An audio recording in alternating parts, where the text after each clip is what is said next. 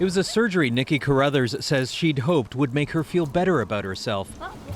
But the complications from her breast implants began almost immediately. Blackouts, hypertension, chest pains, ulcers, and exhaustion.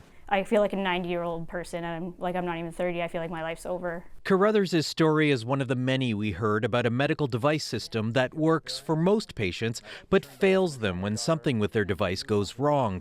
Health Canada is announcing new measures, among them a special advisory panel on medical devices, which will hear from female patients. Yeah, that would be a great idea, because then you have people that have actually experienced what these things do to people and how their lives are affected. Other new changes by Health Canada include demanding that manufacturers retest products when safety issues are flagged in other countries, making clinical and adverse event data publicly available. Independent researchers will now be able to conduct their own testing on devices without approval by companies, and hospitals will have to provide details about implanted devices to patients so they know exactly what's inside them. We have to see what's going on. This pathologist says he's encouraged, but wanted Canada to follow other countries by starting a national registry of implanted devices.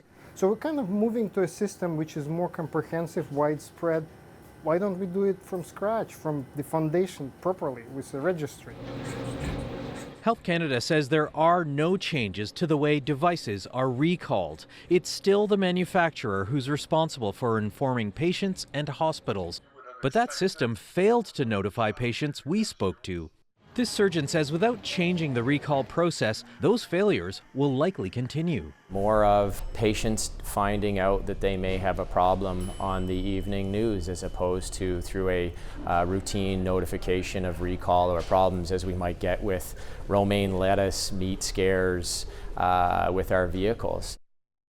And so, Vic, I mean, you touched on this in your story, but tell me, what are other countries doing that perhaps Canada is not about keeping tabs on these medical devices? Well, tracking medical devices right from the point with the manufacturer to when they get put inside patients. Dr. Mitchell, who we just heard from there in Halifax, he compares a lot of hospitals in Canada to a giant Walmart store, but with no cash registers. Patients come in, then they leave with devices in them. Then at the end of the day, workers run around with clipboards and try to figure out who got what. Now, that's a problem, say, when a knee implant gets recalled. A lot of these device records exist only on paper, but both the US and the EU are implementing standardized barcode systems for every type of implantable device, so they can be tracked better. Canada is actually involved in developing those standards, but Health Canada says it's technically complicated to implement here, so there's no timeline for that happening.